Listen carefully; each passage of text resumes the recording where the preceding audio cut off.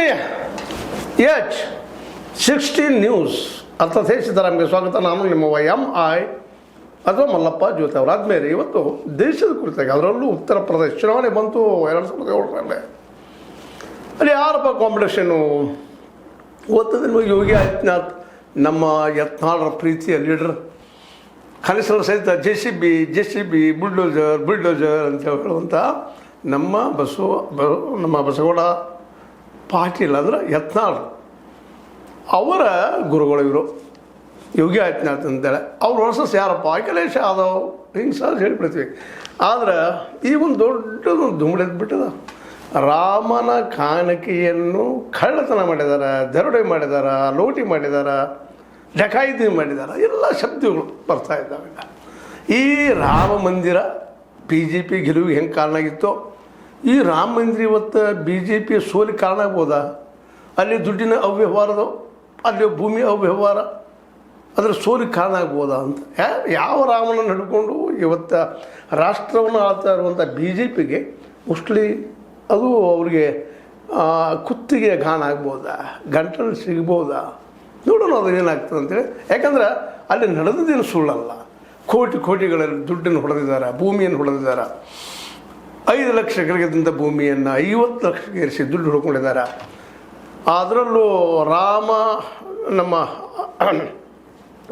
Trust ಮಾಡಿಕೊಂಡು, ಆ trust ಮೂಲಕ ಅದರಲ್ಲಿರುವಂಥ ಸದಸ್ಯರು, ಡೈರೆಕ್ಟರ್ಸು, ಅದರಲ್ಲೂ ಮುಖ್ಯವಾಗಿ ಚಂಪತ್ ರಾವ್ ಅಂತಾರೆ, ರಾಯ್ ಅಂತಾರೆ, ಬನ್ಸಾಲ್ ಮತ್ತು ಗೋಪಾಲ್ ರಾವ್, ಇವರೆಲ್ಲ ವಿಶ್ವ ಹಿಂದೂ ಪರಿಷತ್ ಬಂದಂಥವ್ರು. ಇವರೆಲ್ಲ ಜೊತೆಗೆ ಇನ್ನೂ ಅನೇಕರಿದ್ದಾರೆ. ಇವರೆಲ್ಲರೂ ಕುಡ್ಕೊಂಡು ಅಲ್ಲಿ ದುಡ್ಡನ್ನು ಅವ್ರ ಕೈಯಲ್ಲಿದ್ದಂಥ ಅವ್ರ ದುಡ್ಡನ್ನು ಹೊಡೆದದ್ದು ಇವತ್ತು ದೊಡ್ಡ ಸುದ್ದಿ. ಉತ್ತರ ಪ್ರದೇಶದಲ್ಲಿ ಏನು ಸುದ್ದಿ ಅಂದರೆ ಇದು ಸುದ್ದಿ. ಇಂಥ ಸಂದರ್ಭದಲ್ಲೇ ಅದಕ್ಕಾಗಿ SIT ನಿಮಿಷದಲ್ಲಿ ನಮ್ಮ ಈ ಹೆಚ್ಚಿಯಾದಾಗ ಅದರಲ್ಲೂ ನಿಮಗೆ ಗೊತ್ತದ ಆಮ್ ಆದ್ಮಿ ಪಾರ್ಟಿಯ ಸಂಜಯ್ ಸಿಂಗ್ರಂತೆ ನಿರಂತರ ಬೆನ್ನಕ್ಕೆ ಬಿಟ್ಟಿದ್ದಾರೆ. ಈ ಭೂಮಿಯನ್ನು ಯಾವ ರೀತಿಯಾಗಿ ದರೋಡೆ ಹೊಡೆದು ಲಾಭ ಮಾಡಿಕೊಂಡ್ರು ಈ ಕಮಿಟಿ ಅವರು. ಅದೇನು ಶ್ರೀರಾಮ ಟ್ರಸ್ಟ್ ಅದ, ಆ ಟ್ರಸ್ಟ್ ಅದ ದುಡ್ಡನ್ನು ಯಾವ ರೀತಿ ಎತ್ತಿ ಪಡೆದಿದ್ದಾರೆ ಅನ್ನೋದನ್ನು, ಭೂಮಿಯನ್ನು ಯಾವ ರೀತಿ ಎತ್ತಿ ಪಡೆದಿದ್ದಾರೆ, ಅದು ಎಷ್ಟು ರೊಕ್ಕ ಹೊಡೆದಾರೆ ಅನ್ನೋದನ್ನು ನಿರರ್ಗಳವಾಗಿ ದಾಖಲೆಗಳ ಸಮೇತ ಹೊರಗೆ ಹಾಕ್ತಾ ಇದ್ದಾರೆ. ಹೀಗಾಗಿ ಉತ್ತರ ಪ್ರದೇಶದಲ್ಲಿ ಈಗ ಏನು ನಡೆದಪ್ಪ ಅಂತಂದ್ರೆ, ಈ ಅಖಿಲೇಶ್ ಯಾದವ್ ವರ್ಸಸ್ ಅಲ್ಲ, ಯಾದವ್ ವರ್ಸಸ್ ರಾಮ ಆಗಿಬಿಟ್ಟಿದ್ದಾರೆ ಇವತ್ತು. ರಾಮನಾಮದ ಹೆಸರಿನ ಮೇಲೆ ರಾಮ ಜಪ ಮಾಡಿ ರಾಮನ ದುಡ್ಡಿನ ಹೊಡೆಯುವಂಥ ಜನರನ್ನು ನೀವು ಆಯ್ಕೆ ಮಾಡಬೇಕು ಅನ್ನೋಂಥ ಪ್ರಶ್ನೆ ಹೇಳ್ತಾ ಇದ್ದಾರೆ. ಅದೇನಿರಲಿ, ಆದರೆ ಇದು ಹೌದಪ್ಪ ಅಖಿಲೇಶ್ ಯಾದವ್ ಲಾಭ ಆಗ್ತದೆ ಅಂತ ನಾವೆಲ್ಲ ಅನ್ಬೋದು. ಬಟ್ BJP ತನ್ನ ಕೆಲಸವನ್ನಂತೆ ನಡೆಸೋದು. ಎಲೆಕ್ಷನ್ ಕಮಿಷನ್ ಅಂತ ಈಗ 2 ಕೋಟಿಗೂ ಮೀರಿ 2 ಕೋಟಿ 50 ಲಕ್ಷ ಜನರ ಏನಪ್ಪ ಅಂದರೆ SIR ಕಟ್ ಮಾಡಿ ಹೋಗ್ತಾ ಇದೆ ಮತದಾರರ ಪಟ್ಟಿಯನ್ನು. ತನ್ನ ಕೆಲಸ ಸುಸೂತ್ರವಾಗಿ ಮಾಡ್ತಾ ಇದೆ. ಅದರಲ್ಲಿ ಎಷ್ಟು ಜೆನ್ಯೂನ್ ಅದಾವ, ಎಷ್ಟು ನಿಶ್ಚಿತ ಇಲ್ಲ, ಏನದಾವ ಅವೆಲ್ಲ ಇನ್ನು ಕೋರ್ಟಿಗೂ ಸಹಿತ ನೀಗಲಾರದ ಕೆಲಸ ಇಲ್ಲ. ಯಾಕೆಂದರೆ ಈಗ ವೆಸ್ಟ್ ಬೆಂಗಾಲಲ್ಲೇ ಮಮತಾ ಬ್ಯಾನರ್ಜಿ ಕೋರ್ಟ್ಗೆ ಹೋದಾಗ 27 ಲಕ್ಷ ಮತದಾರರಿಗೆ ಮುಂದಿನ ಸಲ ಹೈಗ್ರಾದ್ ಬಿಡ್ರಿ ಅಂತೇಳಿ ಇದೇ ಸುಪ್ರೀಂ ಕೋರ್ಟ್ ಹೇಳಿದ್ರಿಂದಾಗೆ ಮೋಸ್ಟ್ಲಿ ಅದಕ್ಕೆ ನ್ಯಾಯ ಸಿಗಲಿಕ್ಕಿಲ್ಲ ಅನ್ನೋಂಥ ಮಾತುಗಳು ಕೇಳಿ ಬರ್ತಾ ಇದ್ದಾವೆ. ಸ್ವತಂತ್ರವಾದ ಮೀಡಿಯಾಗೆ ಬೇಕಾಗಿರುವುದು ಸ್ವತಂತ್ರ ಧ್ವನಿ. ಆ ಸ್ವತಂತ್ರ ಧ್ವನಿ ಉಳಿಸಲು ನೀವು ಮಾಡಬೇಕಾದದ್ದು ಇಷ್ಟೇ. ಅದೇನಪ್ಪಾ ಅಂತಂತಂದ್ರೆ, ನಿಮ್ಮ ಕೈಲಾದಷ್ಟು ಸಹಾಯ ಈ ಚಾನಲ್ಗೆ ಮಾಡಿ ಹಾಗೂ ನಿಮ್ಮ ಧ್ವನಿಯನ್ನು ಕಾಪಾಡಿಕೊಳ್ಳಿ. ಅದೇನಿರಲಿ, ಈಗ ನಾನು ಆರಂಭದಲ್ಲಿ ಹೇಳಿದಂಥ ಮಾತು ಹೌದು, ಯೋಗಿ ವರ್ಸಸ್ ನಮ್ಮ ಅಖಿಲೇಶ್ ಯಾದವ್ ಅಂತ ಇತ್ತು ಇಲ್ಲಿವರೆಗೆ. ಆದರೆ ಆ್ಯಕ್ಚುಲಿ ಹಂಗಿಲ್ಲ ಅಂತ ಅನಿಸ್ತಾ ಇದ್ದೀವಿ. ಯಾಕಂದರೆ ಇನ್ನೊಂದು ಪಾತ್ರ ಬರ್ತಾ ಇದ್ದಾರೆ, ನೃಪೇನ್ ಮಿಶ್ರಾ ಅಂತೇಳಿ. ಈ ನೃಪೇನ್ ಮಿಶ್ರಾ ಅವ್ರು ಯಾರಪ್ಪ ಅಂತಂದ್ರೆ, ನಮ್ಮ ಅಖಿಲೇಶ್ ಯಾದವ್ ತಂದೆ ಮುಲಾಯಂ ಸಿಂಗ್ ಯಾದವ್ ಅವರು ಹಿಂದೆ ಖರ್ ಸೇವಕರ ಮೇಲೆ ದಾಳಿ ಮಾಡಿಸಿದಾಗ, ಗುಂಡು ಹಾಕಿಸಿದಾಗ ಅಲ್ಲಿಯ ಪ್ರಿನ್ಸಿಪಲ್ ಸೆಕ್ರೆಟರಿ ಆಗಿದ್ದಂಥವ್ರು ನೃಪೇನ್ ಮಿಶ್ರಾ ಅವರು. ಇವತ್ತು ಅವ್ರು ಯಾರಪ್ಪ ಅಂತಂದ್ರೆ, ನಮ್ಮ ಮೋದಿ ಅವರ ಇದರಲ್ಲಿ ಅತ್ಯಂತ ಆತ್ಮೀಯ ಒಬ್ಬ ಕಾರ್ಯದರ್ಶಿಗಳು, ಅವರು ಮನುಷ್ಯ. ಇವತ್ತು ಅವ್ರು ಇದ್ದಂಥವ್ರು ಇವತ್ತು ಇಲ್ಲೇ ಉತ್ತರ ಪ್ರದೇಶಕ್ಕೆ ಬರ್ತಾ ಇದ್ದಾರೆ. ಈ ಗೋಠಾಲ ಅಂದ್ರೆ ಈ ರಾಮನ ಹೆಸರು ಮೇಲೆ ಇತ್ತಂಥ ದುಡ್ಡು, ಅದರ ಬಗ್ಗೆ ಇವತ್ತು ಮಾತಾಡ್ತಾ ಇದ್ದಾರೆ. ಡಕಾಯಿತಾಗಿ ಸತ್ಯದ ಸುಳ್ಳೇನಲ್ಲ ಅಂತ ಹೇಳ್ತಾ ಇದ್ದಾರೆ. ಕೆಲವೊಂದು ಅಲ್ಲಿಯೂ ಸಹಿತ ಫುಟೇಜಸ್, ಈ ವಿಡಿಯೋ ಫುಟೇಜಸ್ಸು ಅಥವಾ ಇವೆಲ್ಲವೂ ಅಲ್ಲಿಯೂ ಮಾಯ ಹೋಗಿಬಿಟ್ಟಿದೆ. ಆ ಸಂದರ್ಭದಲ್ಲಿ ಇದ್ದಂಥ ದುಡ್ಡು ಇತ್ತಿನ ಸಂದರ್ಭದಲ್ಲಿ ಅಂತೇಳಿ ಸ್ವತಃ ಈ ನೃಪೇನ್ ಮಿಶ್ರಾ ಅವರು ಆರೋಪ ಮಾಡ್ತಾ ಇದ್ದಾರೆ. ಅಂದ್ರೆ ಈ ನೃಪೇನ್ ಮಿಶ್ರಾ ಯಾಕೆ ಬಂದ್ರಿಲ್ಲ ಅಂತಂದ್ರೆ, ಅವರು ಮೋದಿ ಮತ್ತು ಶಾರ ಅತ್ಯಂತ ಆತ್ಮೀಯರು. ಈ ಒಂದು ಗೋಟಾಲವನ್ನು ಯೋಗಿಯವ್ರ ಕೊರಳಿಗೆ ಕಟ್ಟಲಿಕ್ಕೆ ಬಂದ್ರೆ, ಅಥವಾ ನೃಪೇನ್ ಮಿಶ್ರಾ ಅವರಿಗೆ ಮತ್ತು ಅವ್ರಿಗೆ ಯಾಗಿದೆಲ್ಲ ನಡೆದಿದೆ ಗದ್ದಲ ಅಂದಾಗ ಸಹಜವಾಗಿ ಇಲ್ಲಿ ಗಮನಿಸ್ಬೇಕಾಗಿದ್ದೀರಪ್ಪ ಅಂದ್ರೆ ಯೋಗಿ ಆದಿತ್ಯನಾಥ ನೆಕ್ಸ್ಟ್ PM ಅನ್ನುವಂಥ ಅದರ ಪ್ರಧಾನಮಂತ್ರಿ ಅನ್ನೋಂಥ ಒಂದು ವಾತಾವರಣದ ಅಂದ್ರೆ ಮೋದಿ ನಂತರ ಯಾರು ಅಂದರೆ ಯೋಗಿ. ಆದರೆ ಆ್ಯಕ್ಚುಲಿ ಮೋದಿ ನಂತರ ಯಾರು ಅಂದಾಗ ಅಮಿತ್ ಶಾ ಮೇಲೆ ಪ್ರೀತಿ ನಮ್ಮ ಮೋದಿಯವರು. ಹೀಗಾಗಿ ಅಮಿತ್ ಶಾ ಅವರು ಆದಷ್ಟು ಒಂದು UPಯಲ್ಲಿ ಕಟ್ಟಿ ಹಾಕಬೇಕು, ಇಲ್ಲ UPಯಲ್ಲಿನ ಈ ಯೋಗಿ ಆದಿತ್ಯನಾಥರ ಬದಲಾಗಿ ಏನಪ್ಪ ಅಂತಂದ್ರೆ ಬೇರೆ ಯಾರನ್ನ ತಗೋಬೇಕಾದಂಥ ವ್ಯಕ್ತಿ ಕೂಡಿಸ್ಬೇಕು CM ಆಗಿ. ಯಾಕಂದ್ರೆ ಅಲ್ಲೇ BJP ಗೆಲ್ಲೋದು ಗ್ಯಾರಂಟಿ ಆಗ್ಯದ. ಆ ರೀತಿಯಾಗಿ ವ್ಯವಸ್ಥೆ ಅದ. ಯಾಕಂದರೆ SIR ಈಗಾಗಲೇ 2.5 ಕೋಟಿ ಜನರನ್ನು ಡಿಲೀಟ್ ಮಾಡಿ ಹೋಗ್ಬಿಟ್ಟದ. ಆಮೇಲೆ EVM ಬಳಕೆ ಆಗ್ತದೆ. EVMದ ಬಗ್ಗೆ ಆರೋಪಗಳು ಸಾಕಷ್ಟು ಕೇಳ್ತಾ ಇದ್ದೀವಿ. ಇವತ್ತಿಗೆ ಮುಂದೆ ಇಲೆಕ್ಷನ್ ಆದ ತಕ್ಷಣ ಎಲ್ಲ ಸುಟ್ಟು ಹೋಗಿತಾ ಇದ್ದಾರೆ EVMಗಳನ್ನು. ವೆಸ್ಟ್ ಬೆಂಗಾಲ್ದಲ್ಲಿ ಮಾಡಿದ್ದು ಸಾಕ್ಷಿ ಅದ. ಹೀಗಾಗಿ ಗೆಲ್ಲುವ ಕುದುರಿ ಗ್ಯಾರಂಟಿ ಅಲ್ಲೇ BJP. ಆದ್ರೆ ಯೋಗಿ ಆದಿತ್ಯನಾಥ್ ಬೇಕಾಗಿಲ್ಲ ಅವ್ರಿಗೆ. ಯಾಕಂದ್ರೆ ಯೋಗಿ ಆದಿತ್ಯನಾಥರು ಸ್ವತಂತ್ರ ವ್ಯಕ್ತಿತ್ವವನ್ನು ಬೆಳೆಸ್ಕೊಂಡಂಥವ್ರು, ಹಿಂದೂ ಮಹಾಸಭಾದಿಂದ ಬಂದಂಥವ್ರು. ಅಲ್ಲೂ ಅದಾವ್ರು ಡಿಫ್ರೆನ್ಸ್ ಜಗಳ ಹೊರಡಲ್ಲ. ಒಂದು ಅನ್ಬೋದು ಬಟ್ಟೆ ಹೆಂಗೆ ಗಟ್ಟೆಗೆ ಹೇಳ್ಬೋದು, ಮತ್ತೆ ಹೇಳ್ಬೋದು. ಆದ್ರೆ ಒಳಗೆ ಅಧಿಕಾರ ಕುರ್ಚಿ ಹಣ ಬಂದಾಗ ತಿಕ್ಕಾಟ ಸ್ಟಾರ್ಟರೇ. ನಂದು ಹೆಚ್ಚು ನಿಂದು ಹೆಚ್ಚು ಅಂತೇಳಿ ಅವ್ರು ಯೋಗಿ ಇದ್ದಾರೆ. ಆದರೂ ಸಹಿತ ತಿಕ್ಕಾಟಗಳಿದ್ದಾವೆ. ಅಧಿಕಾರ ಬೇಕು, ನಾವು ರಾಜಕೀಯ ಅಧಿಕಾರ ಬೇಕು ಅನ್ನೋಂಥ ಹಂಬಲು ಮತ್ತೇನೋ ಗೊತ್ತಿಲ್ಲ. ಬಟ್ ನಿಜವಾಗಿ ಜನಸೇವೆ ಮಾಡ್ತಿರ್ಬೋದು, ಆಮದು ಬೇರೆ. ಬಟ್ ಈ ಡಿಫ್ರೆನ್ಸ್ ಬಂದಿದ್ದು ಮೋದಿ ವರ್ಸಸ್ ಯೋಗಿ. ಇಲ್ಲಿ ಅಖಿಲೇಶ್ ದೂರ ಕುಳಿದುಬಿಟ್ಟಿದ್ದಾರೆ. ಈಗ ಅಖಿಲೇಶ್ ಯಾದವ್ ಅವರು 3ನೇ ಪರ್ಸನ್, 3rd ಪರ್ಸನ್.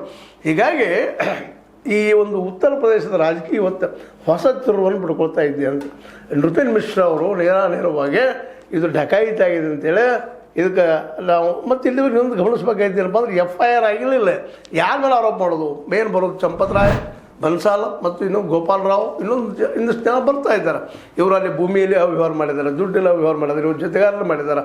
ಇವ್ರ ಮೇಲೆಲ್ಲ ಆರೋಪ ಅದ. ಇವರೆಲ್ಲ ವಿಶ್ವ ಪರಿಷದವರು ಅನ್ನುವಂಥದ್ದು. ಅಂದರೆ ಒಟ್ಟಾರೆಯಾಗಿ ಈ ಒಂದು ವಿಷಯದಲ್ಲೇ ವಿಶೇಷವಾಗಿ ಅಲ್ಲೇ ಕೇಂದ್ರದಿಂದ ಈ ನೃಪೇನ್ ಮಿಶ್ರಾ ಅವರು ಅದರ ವರ್ಸಸ್ ಆಗಿ ಇವತ್ತು ಯೋಗಿ ಅವರಿದ್ದಾರೆ. ಯೋಗಿ ಅವರು SIT ನೇಮಿಸಿದ್ದಾರೆ. SIT ಮೂಲಕ ಈ ಕೇಸ್ ಮುಚ್ಚಾಗ್ತಾ ಇದ್ದಾರೆ ಅಂತ ಕಾಂಗ್ರೆಸ್ ಇನ್ನುಳಿದವ್ರದ್ದು ವಾದ, ಅಖಿಲೇಶ್ ಯಾದವ್ರದ್ದು ವಾದ. ಹೀಗಾಗಿ ಈ ಒಂದು ತಿಕ್ಕಾಟದಲ್ಲಿ, ಅಧಿಕಾರ ತಿಕ್ಕಾಟದಲ್ಲಿ BJP ಯಾವ ರಾಮನಿಂದ BJP ಇವತ್ತು ದೇಶವನ್ನು ಆಳ್ತಾ ಇದ್ರು, ಆ ರಾಮನ ಸ್ಥಳದಲ್ಲಿಯೇ ಈ ಒಂದು ಹೊಸ ಒಂದು ಸಮಸ್ಯೆ ಉದ್ಭವ ಆಗಿದ್ದನ್ನು ನೋಡಿದರೆ ಮುಂಬರುವ ದಿನಗಳಲ್ಲಿ BJP ತನ್ನ ಅಂತಃಕಲದಿಂದ ತಾಣ ಅಲ್ಲಿ ಬಿದ್ದು ಹೋಗ್ತಾರೆ ಅನ್ನೋಂಥ ಒಂದು ಮಾತು. ಆದ್ರೆ ಇವತ್ತಿನ ಇಲೆಕ್ಷನ್ ವ್ಯವಸ್ಥೆ ಮತ್ತಿನ ವ್ಯವಸ್ಥೆ ನೋಡಿದಾಗ ಅದಾಗುವ ಸಾಧ್ಯತೆಗಳು ಕಡಿಮೆ. ಯಾಕಂದ್ರೆ BJPಯನ್ನು ಗೆಲ್ಲಿಸ್ಕೊಳ್ತಾರೆ, ಅದ್ರ ಬದಲಾಗಬೇಕಾದ ನಾಯಕರಷ್ಟ. ಯೋಗಿಯವ್ರ ಬದಲಾಗಿ ಮತ್ತೊಬ್ಬರು ಯಾರು ನೇಮಿಸುವಂಥದ್ದು. ಯಾಕಂದ್ರೆ ಯೋಗಿಯವ್ರು ಬಂದ್ರೆ ಮುಂದಿನ PM ನೆಕ್ಸ್ಟ್ 2029 ನಡೆಯುವಂಥ ಚುನಾವಣೆಯಲ್ಲೇ ಮೋದಿ ಅವರು ಇದ್ದರೂ ಸಹಿತ ಅವರ ನಂತರದ ಕ್ಯಾಂಡಿಡೇಟ್ ಯಾರಪ್ಪ ಅಂದರೆ ಯೋಗಿ ಅನ್ನುವಂಥ ವಾತಾವರಣ ಶುರುವಾಗಿಬಿಡ್ತದೆ. ಅದಕ್ಕೆ ಯೋಗಿ ಅವ್ರನ್ನ ಬದುಕಿಸೋಂಥ ಕೆಲಸ ನಡೆದಾವ ಅಂತೇಳಿ ಅಲ್ಲಿಯ ಬಲ್ಲ ಮೂಲಕ ಅಲ್ಲಿಯ ಸ್ಥಾನಿಕ ರಾಜಕೀಯ ವಿಶ್ಲೇಷಕರ ಮೂಲಕ ಹೊರಗೆ ಬರ್ತಾ ಇದ್ದಾವೆ. ಇದರ ಅರ್ಥ ಇಷ್ಟ ಇಲ್ಲೇ ಇನ್ನು ಮುಂದೆ ಬರುತ್ತಿರುವಂಥ ಈ ಚುನಾವಣೆಯಲ್ಲೇ ನಡೆದಿರುವಂಥದ್ದು ಏನಂದ್ರೆ ಯೋಗಿ ಅವರನ್ನು ಬದಿಗೆ ಸರಿಸಬೇಕು, ತಮ್ಮದೇ ಆದಂಥ ವ್ಯಕ್ತಿಯನ್ನು ಶಾರ್ ಅವ್ರ ಥರ ಇಡಬೇಕು.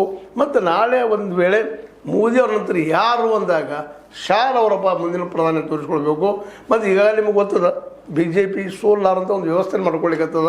ಅದರ ಜೊತೆಗೆ ಕ್ಷೇತ್ರ ಮರು ವಿಂಗಡಣೆ ಬೆನ್ನತ್ತದ. ಅನೇಕ ವಿರೋಧ ಪಕ್ಷಗಳೆಲ್ಲ ಒಡೆದು ಹೋಗ್ತಾ ಇದೆ. ನಿಮಗೂ ಗೊತ್ತದ. ತೊಗೊಂಡು ಇವತ್ತು 362 MP ಒಂದು ಕಡೆ ತಂದು ಆ ಒಂದು ಈಗಾಗಲೇ ಮರು ವಿಂಗಡಣೆ, ಕ್ಷೇತ್ರ ಮರು ವಿಂಗಡಣೆ ಅದ, ಅದನ್ನು ಮಾಡಿಕೊಂಡು 800ಕ್ಕೂ ಹೆಚ್ಚು ಸೀಟ್ಗಳನ್ನು ಮಾಡಿಕೊಂಡಾಗ ಉತ್ತರ ಭಾರತದ ಬೆಲ್ಟದು ಹೆಚ್ಚಾಗೋದ್ರಿಂದಾಗೆ ಸಹಜವಾಗಿ ಮೆಜಾರಿಟಿ ಆಗಿ ಹೋಗಿಬಿಡ್ತದೆ ಉತ್ತರ ಭಾರತದಿಂದಾಗೆ.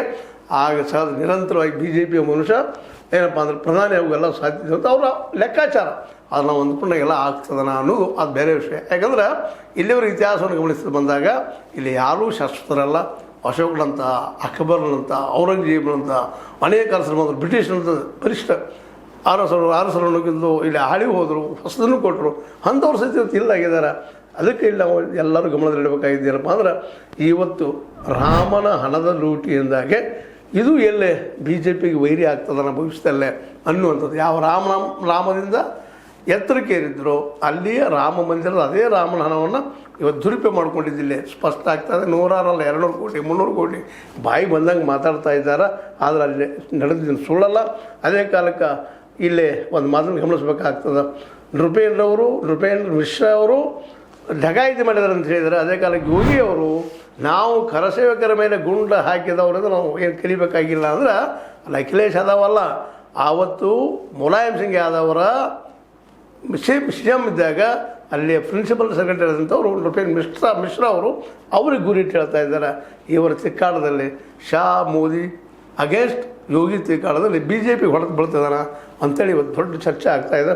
ಅದರಲ್ಲಿ ರಾಮ ಮಂದಿರದಲ್ಲಿ ಡಕಾಯಿತಿ ಮಾಡಿದ್ದೆ ಮಾತ್ರ ಇದು ಏನಪ್ಪ ಅಂತಂದರೆ ನಿಶ್ಚಿತವಾಗಿಯೂ ಒಂದಿಷ್ಟು ತಲೆ ತೆಗೆಸುವಂಥ ವಿಷಯ.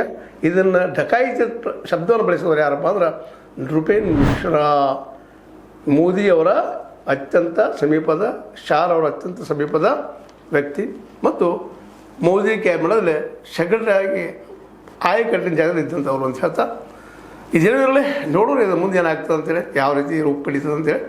ಇಷ್ಟು ಮಾತ್ರ ಸತ್ಯ. ಇವತ್ತು ಏನಿದ್ರು ಉತ್ತರ ಪ್ರದೇಶದಲ್ಲಿ Yogi versus Modi, not the Akhilesh Yadav ಅಂತ ಹೇಳ್ತಾ ಇದು ನಿಮ್ಗೆ ಲೈಕ್ ಆಗಿರ್ಬೋದು. ಲೈಕ್ ಮಾಡಿ, ಶೇರ್ ಮಾಡಿ, ಕಮೆಂಟ್ ಮಾಡಿ, ಜೊತೆ ಸಬ್ಸ್ಕ್ರೈಬ್ ಮಾಡಿ. H16 ನ್ಯೂಸ್ ಅರ್ಧ ದೇಶ ತರಾನು ಸತ್ಯ ಕೈಗೊಂಡು ವಂದನೆಗಳು. ಆತ್ಮೀಯ ಸಾರ್ವಜನಿಕರಲ್ಲಿ H16 ಅರ್ಥಾತ್ ಹೇ ಸೀತಾರಾಮದಿಂದ ಒಂದು ಮನವಿ. ಈ ಸಂಸ್ಥೆ ಭ್ರಷ್ಟಾಚಾರ, ಅನ್ಯಾಯ, ಅತ್ಯಾಚಾರಗಳಿಂದ ನೊಂದವರ ವೇದಿಕೆ, ಅನ್ಯಾಯಕೋರರ, ಭೂಗಳ್ಳರ, ನಶಾ ಸಾರಾಯಿ ಮಾಫಿಯಾಗಳ ವಿರುದ್ಧದ ಧ್ವನಿ, ರೈತರ, ಕೂಲಿಕಾರ, ಕಾರ್ಮಿಕರ, ಬಿದ್ದ ಸಮುದಾಯ ಜನರ ಧ್ವನಿ ಬೆಂಬಲವಾಗಿ ನಿಂತು ತನುಮನ ಧನದ ಸಹಾಯಕ್ಕೆ ಸಾರ್ವಜನಿಕರಲ್ಲಿ ಕೋರಿಕೆ. ದಾನದ ಸಹಾಯ ನೀಡಿ ಸ್ವಾತಂತ್ರ್ಯ ಪತ್ರಿಕೋದ್ಯಮ ಉಳಿಸಿ ಬೆಳೆಸಿ. ವಂದನೆಗಳು. ತಮ್ಮನ್ನೇ ನಂಬಿರುವ ಮಲ್ಲಪ್ಪ ಇ ಜೋತಾವರ್.